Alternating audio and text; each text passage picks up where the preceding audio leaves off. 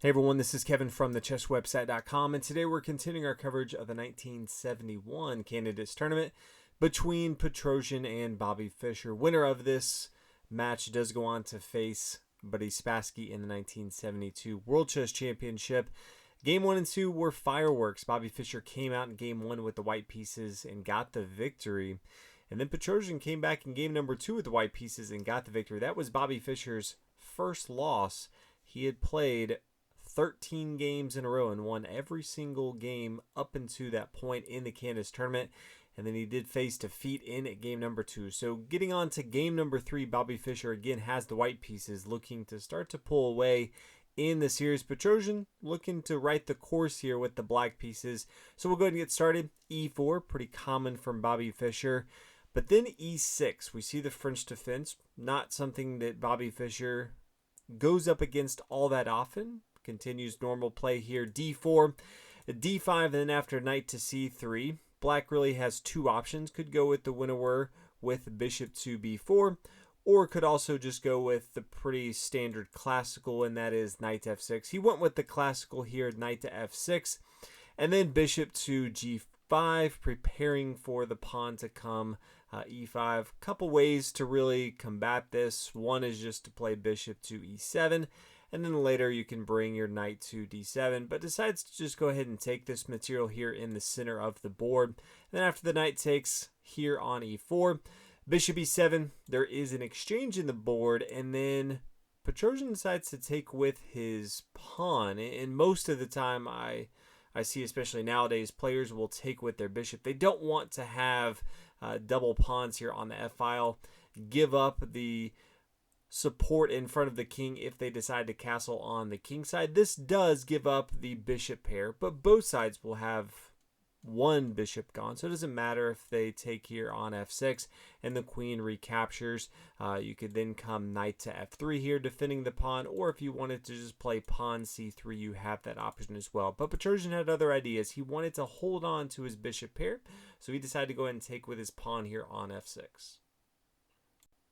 Fischer continued with G3, preparing to fianchetto here on G2.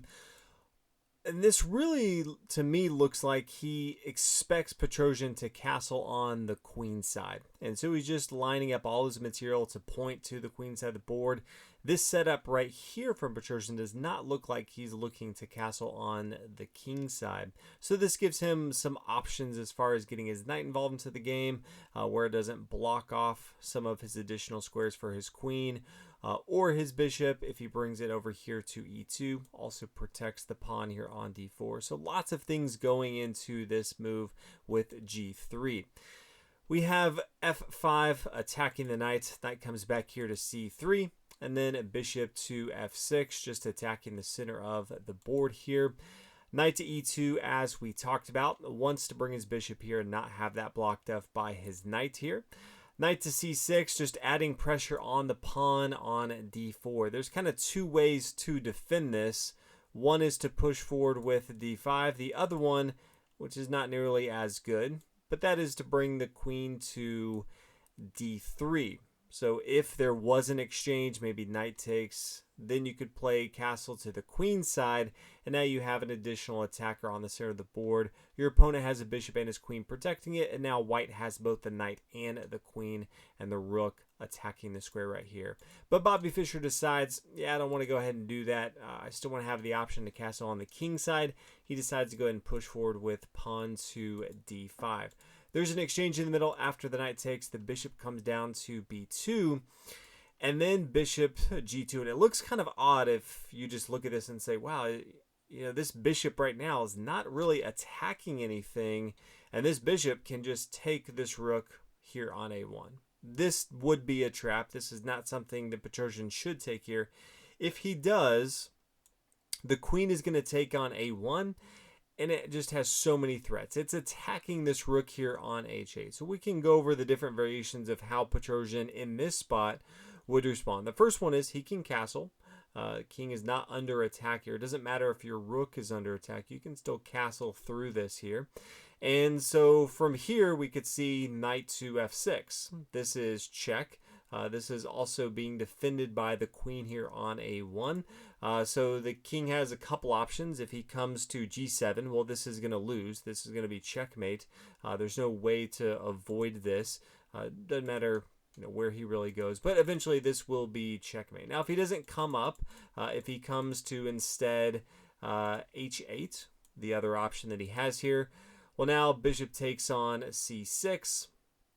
Pawn's going to recapture, castle on the king side here, but just so many threats. As soon as this knight moves, okay, well, he's under attack from the queen right here, so can't really come out. We've already seen what happens if that happens. Can't come to g8 because the knight's defending it.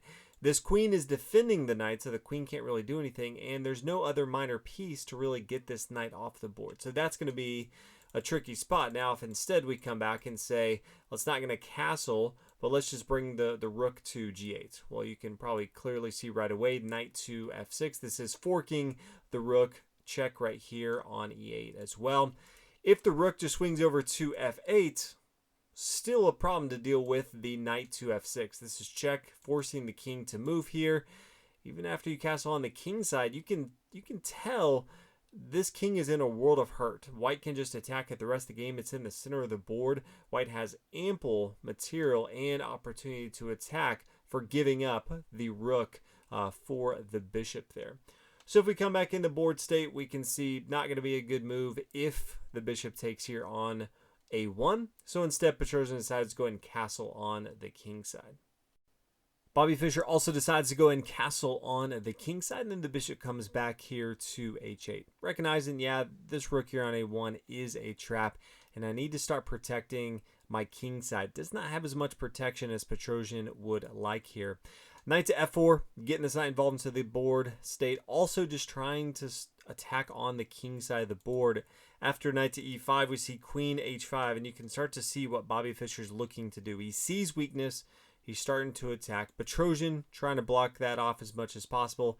Brought his bishop back here. Now brings his knight here to g6. And then rook to d1. Always want to get your rooks involved into the center of the board. And especially when there's a piece in between that rook and the queen. Just something that Petrosian always has to be thinking about. Knowing that as soon as this knight moves anywhere, the queen is going to be under attack. Now Petrosian says, yeah, go ahead and move your knight right here because I don't want to have to worry about this for the rest of the game here. So after the knight moves, then we see the queen come down to f6, just really blockading most of the attack that Bobby Fischer could have here on the king side. We have king to h1 here, bishop to g7, bishop to h3. A lot of moves trying to attack this square here on f5. You can see both the queen, the bishop, and the knight here are all attacking this square here on f5. So Petrosian, recognizing that, needs to get some of his material to defend this as well. Has his queen and his bishop. Now he gets his knight here on e7 to also protect this material. Rook here to d3, just preparing for the rook to come to d1 if he wants to double barrel here. Also adding a level of protection for his other pieces. Bishop to e6, rook to d1, bishop to h6, attacking the knight right here. Rook to d4, and then after the exchange, the rook's going to recapture here on f4. Does not right now want to give up the protection he has in front of his king by taking with his pawn. Gives double pawns here on the f-file. He wants to give Petrosian double pawns, does not want double pawns himself. So this rook here adds another layer of attacking this square here on f5. Now we see Petrosian get his own rook to d8. Bobby Fischer says, yeah, we'll go ahead and exchange material right now.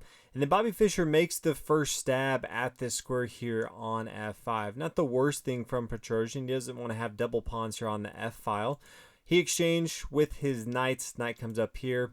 And then rook down here to d5. So really, it seems like black has a better position here. In the late game, the bishop's going to do better if there's pawn chains on both sides of the board. The bishop can easily get to both sides very easily. If there's only pawns on one side of the board, knights actually do better. So in this spot, I would say black has a slight advantage here. But then after pawn to g4, pretty interesting move as I was analyzing the game, and Petrosian immediately just played bishop takes on f5. said, yeah, I'll give up my minor piece that has an advantage here, and the pawn can recapture. Now, this does give Bobby Fischer double pawns on the f-file, but really if we come back, this pawn on g4 is not doing too much. It's going to be difficult to advance on the king side. On the queen side, Petrosian has a lot of opportunity. He could push here on b5. He has 3 pawns to Bobby Fischer's 2. All the actions over here on the king side of the board. The queen can't really defend over here on the queen side.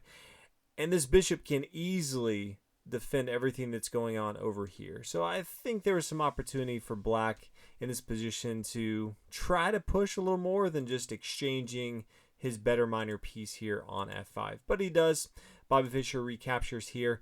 Pawn to h6, pawn to h3, king to h7, just getting it off this open g file right here. Queen down here to e2. And then we see some repetition from both sides.